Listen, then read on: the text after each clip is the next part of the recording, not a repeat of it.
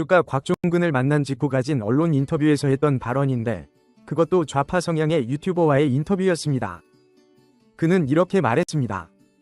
곽종근이 변호사를 선임하기 전에 내가 만날 수 있었기 때문에 왜곡되지 않은 사실을 들을 수 있었다. 이 발언 자체가 상당히 의미심장합니다. 여기서부터 이미 그들이 곽종근을 심리적으로 압박하고 있었음을 암시하는 것입니다. 뿐만 아니라 그는 이어서 이렇게 말했습니다. 돌이켜보면 그때 면담을 정말 잘했다고 생각한다. 그때는 정말 왜곡되지 않았다. 이게 무슨 뜻입니까? 자신들의 의도대로 움직이지 않으면 왜곡된 것이라는 논리를 펼치고 있는 것입니다. 아니, 변호사를 선임하고 법적으로 대응하면 왜곡된 진술이 된다는 겁니까? 그렇다면 현재 재판을 받고 있는 모든 피고인들의 진술도 변호사가 개입하는 순간부터 왜곡되었다고 판단해야 하는 것 아닙니까? 이 얼마나 황당하고 어이없는 주장입니까? 하지만 여기서 끝이 아닙니다. 그는 또 이렇게 말했습니다. 그때는 곽종근 사령관이나 수방사령관이 변호사를 선임할 겨를이 없었다. 즉, 변호사가 없는 상태에서 정보를 캐내고 자신들에게 유리한 방향으로 이야기를 끌어가려는 의도가 있었다는 것입니다. 그렇다면 어제 TV조선이 보도한 내용을 다시 짚어보겠습니다. 곽종근 전 특전사령관이 서울중앙지검에 출석했을 때 변호인이 동행하지 않았다는 사실 자체가 이례적이었습니다. 그 이유가 무엇이었습니까? 변호사가 사임한 것은 본인의 의사가 아니었으며 그는 구속 전에 변호사 3명이 한꺼번에 사임한 것에 큰 충격을 받았다고 진술했습니다.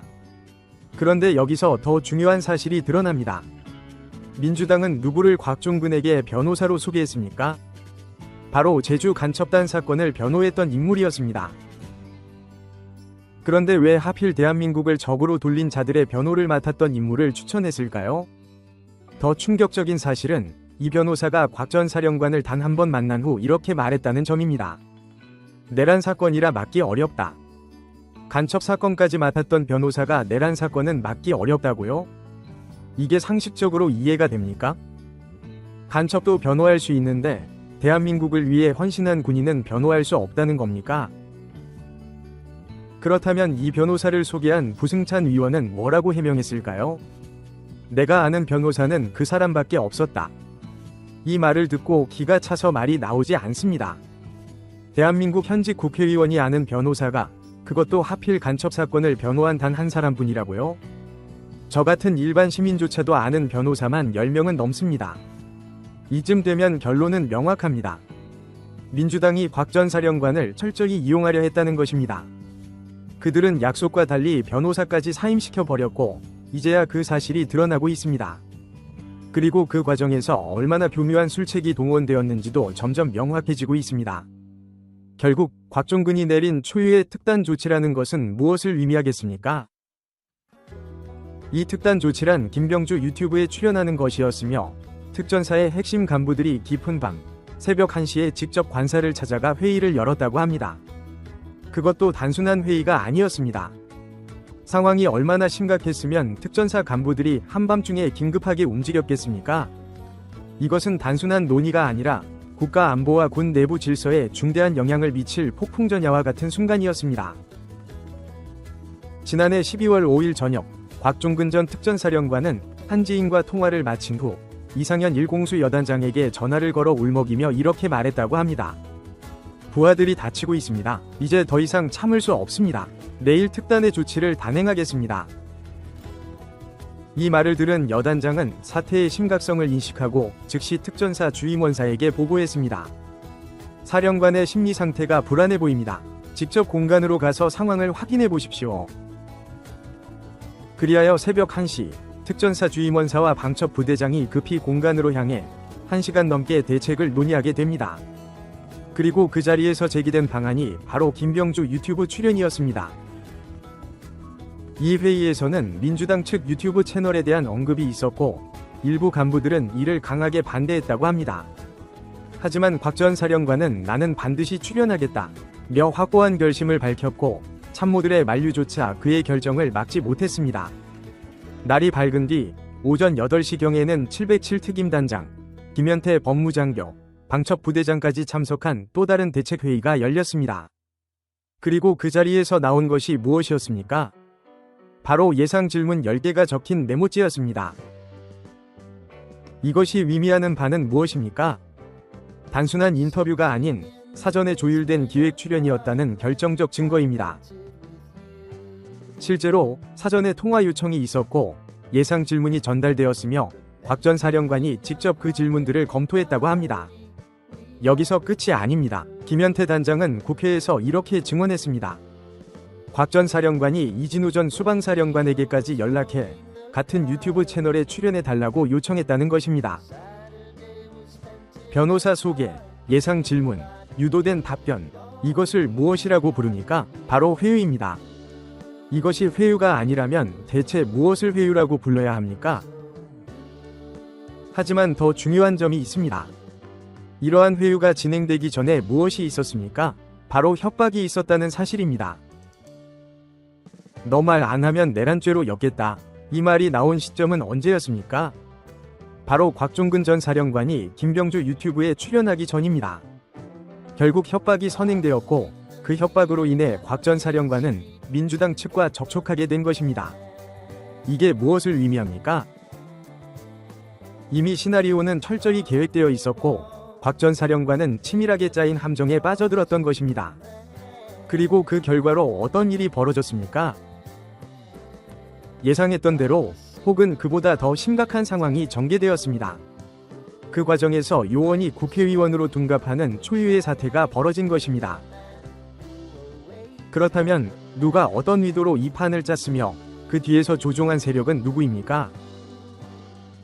12월 6일 곽종근 전 사령관이 김병주 유튜브에 출연했을 당시 그의 발언은 명확했습니다. 요원이 국회의원으로 둔갑했다고 직접 밝혔습니다.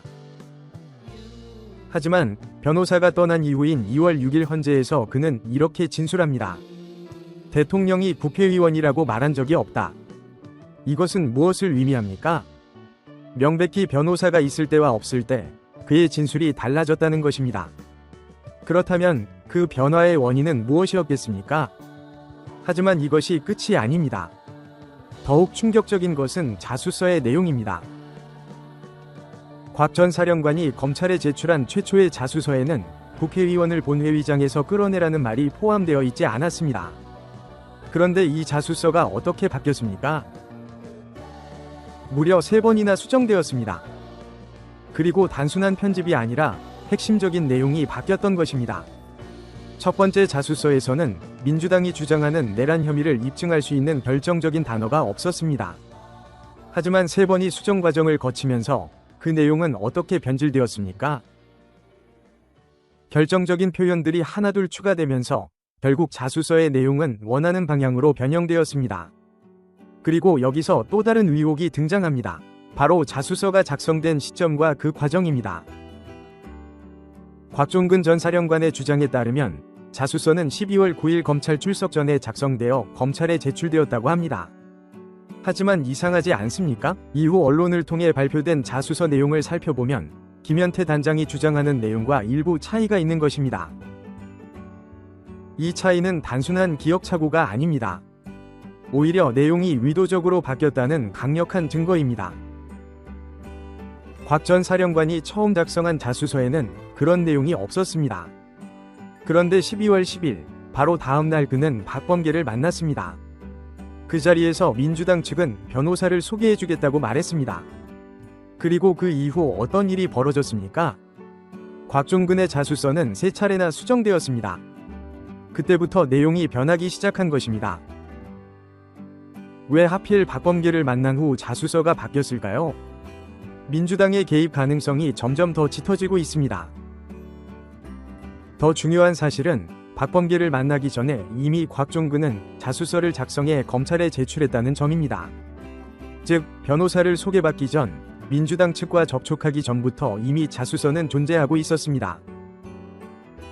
그렇다면 곽종근은 무엇을 두려워했던 걸까요? 그는 내란죄로 기소될까봐 두려워했다고 밝혔습니다. 그렇다면 내란죄가 두려웠던 사람이 왜 스스로 자수서를 작성해 검찰에 제출했을까요? 이것이 의미하는 바는 무엇입니까? 스스로 저는 내란죄를 저질렀습니다. 저를 기소해 주십시오라고 자백하는 것이나 다름없지 않습니까? 상식적으로 생각해 보십시오. 내란죄로 엮일까 봐 두려워하는 사람이 왜 스스로 검찰에 증거를 제출합니까? 말이 되지 않는 상황입니다. 이 의혹의 중심에는 두 사람이 있습니다. 바로 김병주와 박선원입니다. 왜냐하면 이 두 사람이 곽종근과 접촉한 시점이 매우 결정적이기 때문입니다. 12월 5일 이들은 곽종근과 통화를 했고 12월 6일에는 직접 만나기도 했습니다. 이들의 모든 행보를 따라가 보면 김병주는 곽종근이 변호사가 없다는 사실을 명확히 인지하고 있었고, 그 상태에서 12월 6일 자신의 유튜브 채널에 곽종근을 출연시켜 요원을 국회의원으로 둔갑시킨 것입니다. 그리고 이런 흐름 속에서 곽종근은 자수서를 작성하게 되었습니다. 그렇다면 여기서 다시 한번 생각해볼 부분이 있습니다. 만약 우리가 모든 퍼즐 조각을 맞춰 이 정황이 사실이라면 도대체 누가 진짜 내란 세력이고 누가 진정한 반국가 세력입니까? 과연 민주당이 아니라고 말할 수 있겠습니까? 오히려 민주당이야말로 이번 사태의 중심에 서 있다고 볼 수 있습니다. 김병주가 곽종근을 만난 직후 가진 언론 인터뷰에서 했던 발언인데, 그것도 좌파 성향의 유튜버와의 인터뷰였습니다. 그는 이렇게 말했습니다. 곽종근이 변호사를 선임하기 전에 내가 만날 수 있었기 때문에 왜곡되지 않은 사실을 들을 수 있었다. 이 발언 자체가 상당히 의미심장합니다. 여기서부터 이미 그들이 곽종근을 심리적으로 압박하고 있었음을 암시하는 것입니다. 뿐만 아니라 그는 이어서 이렇게 말했습니다. 돌이켜보면 그때 면담을 정말 잘했다고 생각한다. 그때는 정말 왜곡되지 않았다.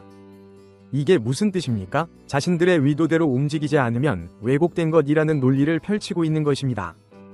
아니, 변호사를 선임하고 법적으로 대응하면 왜곡된 진술이 된다는 겁니까? 그렇다면 현재 재판을 받고 있는 모든 피고인들의 진술도 변호사가 개입하는 순간부터 왜곡되었다고 판단해야 하는 것 아닙니까? 이 얼마나 황당하고 어이없는 주장입니까? 하지만 여기서 끝이 아닙니다. 그는 또 이렇게 말했습니다. 그때는 곽종근 사령관이나 수방사령관이 변호사를 선임할 겨를이 없었다. 즉, 변호사가 없는 상태에서 정보를 캐내고 자신들에게 유리한 방향으로 이야기를 끌어가려는 의도가 있었다는 것입니다. 그렇다면 어제 TV조선이 보도한 내용을 다시 짚어보겠습니다. 곽종근 전 특전사령관이 서울중앙지검에 출석했을 때 변호인이 동행하지 않았다는 사실 자체가 이례적이었습니다. 그 이유가 무엇이었습니까? 변호사가 사임한 것은 본인의 의사가 아니었으며 그는 구속 전에 변호사 3명이 한꺼번에 사임한 것에 큰 충격을 받았다고 진술했습니다. 그런데 여기서 더 중요한 사실이 드러납니다. 민주당은 누구를 곽종근에게 변호사로 소개했습니까? 바로 제주 간첩단 사건을 변호했던 인물이었습니다. 그런데 왜 하필 대한민국을 적으로 돌린 자들의 변호를 맡았던 인물을 추천했을까요?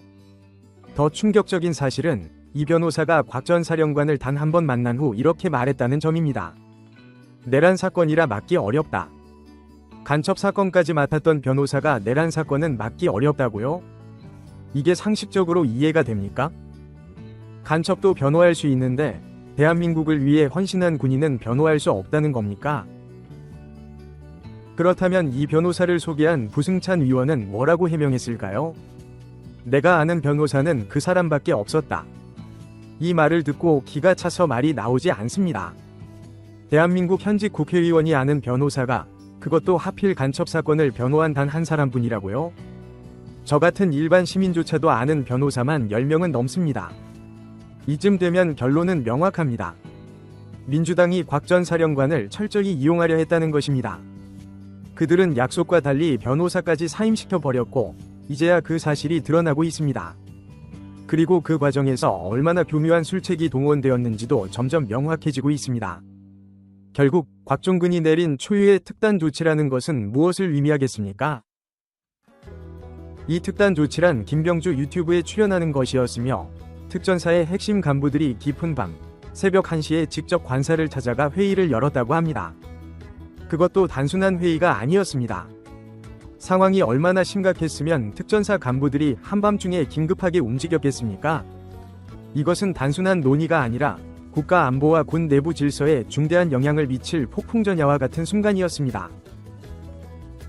지난해 12월 5일 저녁 곽종근 전 특전사령관은 한지인과 통화를 마친 후 이상현 일공수 여단장에게 전화를 걸어 울먹이며 이렇게 말했다고 합니다.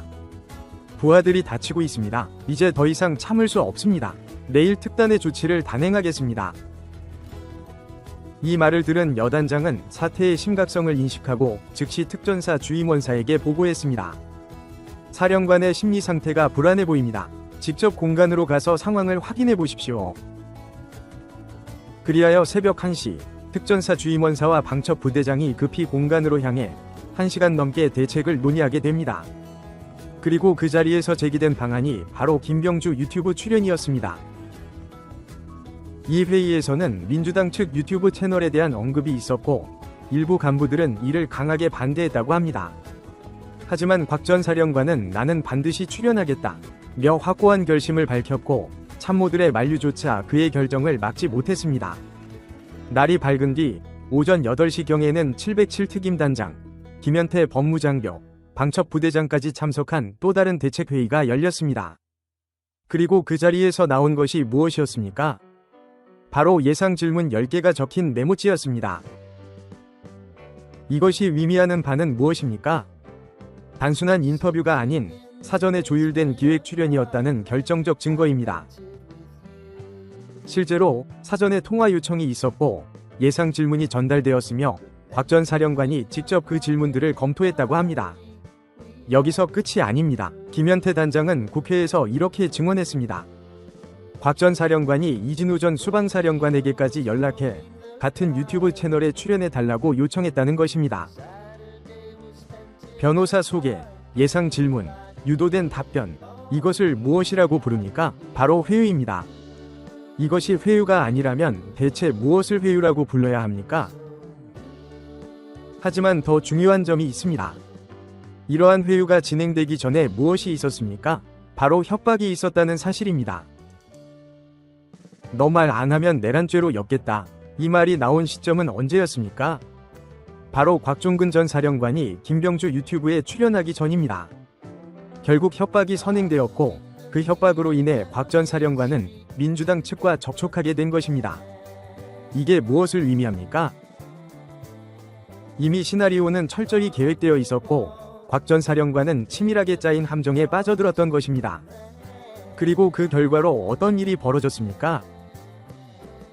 예상했던 대로 혹은 그보다 더 심각한 상황이 전개되었습니다. 그 과정에서 요원이 국회의원으로 둔갑하는 초유의 사태가 벌어진 것입니다. 그렇다면 누가 어떤 의도로 이 판을 짰으며 그 뒤에서 조종한 세력은 누구입니까? 12월 6일 곽종근 전 사령관이 김병주 유튜브에 출연했을 당시 그의 발언은 명확했습니다. 요원이 국회의원으로 둔갑했다고 직접 밝혔습니다.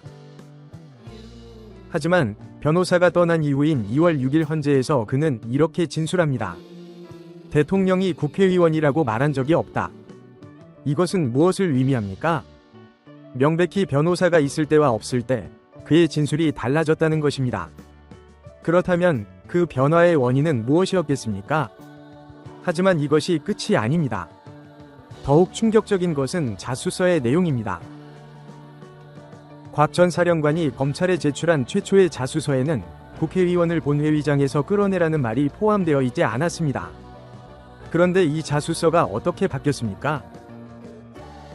무려 3번이나 수정되었습니다. 그리고 단순한 편집이 아니라 핵심적인 내용이 바뀌었던 것입니다.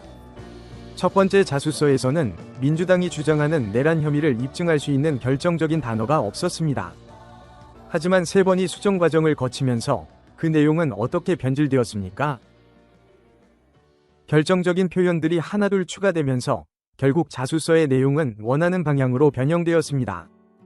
그리고 여기서 또 다른 의혹이 등장합니다. 바로 자수서가 작성된 시점과 그 과정입니다. 곽종근 전 사령관의 주장에 따르면 자수서는 12월 9일 검찰 출석 전에 작성되어 검찰에 제출되었다고 합니다. 하지만 이상하지 않습니까? 이후 언론을 통해 발표된 자수서 내용을 살펴보면 김현태 단장이 주장하는 내용과 일부 차이가 있는 것입니다. 이 차이는 단순한 기억착오가 아닙니다. 오히려 내용이 의도적으로 바뀌었다는 강력한 증거입니다. 곽 전 사령관이 처음 작성한 자수서에는 그런 내용이 없었습니다. 그런데 12월 10일, 바로 다음 날 그는 박범계를 만났습니다. 그 자리에서 민주당 측은 변호사를 소개해주겠다고 말했습니다. 그리고 그 이후 어떤 일이 벌어졌습니까? 곽종근의 자수서는 3차례나 수정되었습니다. 그때부터 내용이 변하기 시작한 것입니다. 왜 하필 박범계를 만난 후 자수서가 바뀌었을까요? 민주당의 개입 가능성이 점점 더 짙어지고 있습니다. 더 중요한 사실은 박범계를 만나기 전에 이미 곽종근은 자수서를 작성해 검찰에 제출했다는 점입니다. 즉, 변호사를 소개받기 전 민주당 측과 접촉하기 전부터 이미 자수서는 존재하고 있었습니다. 그렇다면 곽종근은 무엇을 두려워했던 걸까요? 그는 내란죄로 기소될까봐 두려워했다고 밝혔습니다. 그렇다면 내란죄가 두려웠던 사람이 왜 스스로 자수서를 작성해 검찰에 제출했을까요? 이것이 의미하는 바는 무엇입니까? 스스로 저는 내란죄를 저질렀습니다. 저를 기소해 주십시오라고 자백하는 것이나 다름없지 않습니까? 상식적으로 생각해 보십시오. 내란죄로 엮일까 봐 두려워하는 사람이 왜 스스로 검찰에 증거를 제출합니까? 말이 되지 않는 상황입니다. 이 의혹의 중심에는 두 사람이 있습니다. 바로 김병주와 박선원입니다. 왜냐하면 이 두 사람이 곽종근과 접촉한 시점이 매우 결정적이기 때문입니다. 12월 5일, 이들은 곽종근과 통화를 했고 12월 6일에는 직접 만나기도 했습니다. 이들의 모든 행보를 따라가 보면 김병주는 곽종근이 변호사가 없다는 사실을 명확히 인지하고 있었고, 그 상태에서 12월 6일 자신의 유튜브 채널에 곽종근을 출연시켜 요원을 국회의원으로 둔갑시킨 것입니다. 그리고 이런 흐름 속에서 곽종근은 자수서를 작성하게 되었습니다. 그렇다면 여기서 다시 한번 생각해볼 부분이 있습니다. 만약 우리가 모든 퍼즐 조각을 맞춰 이 정황이 사실이라면 도대체 누가 진짜 내란 세력이고 누가 진정한 반국가 세력입니까? 과연 민주당이 아니라고 말할 수 있겠습니까? 오히려 민주당이야말로 이번 사태의 중심에 서 있다고 볼 수 있습니다. 김병주가 곽종근을 만난 직후 가진 언론 인터뷰에서 했던 발언인데, 그것도 좌파 성향의 유튜버와의 인터뷰였습니다. 그는 이렇게 말했습니다.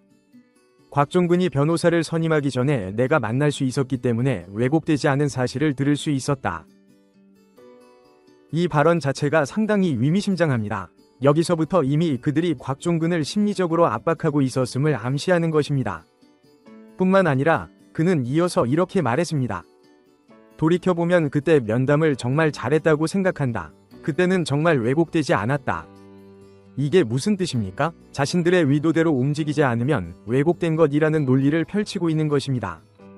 아니, 변호사를 선임하고 법적으로 대응하면 왜곡된 진술이 된다는 겁니까? 그렇다면 현재 재판을 받고 있는 모든 피고인들의 진술도 변호사가 개입하는 순간부터 왜곡되었다고 판단해야 하는 것 아닙니까? 이 얼마나 황당하고 어이없는 주장입니까? 하지만 여기서 끝이 아닙니다. 그는 또 이렇게 말했습니다. 그때는 곽종근 사령관이나 수방사령관이 변호사를 선임할 겨를이 없었다.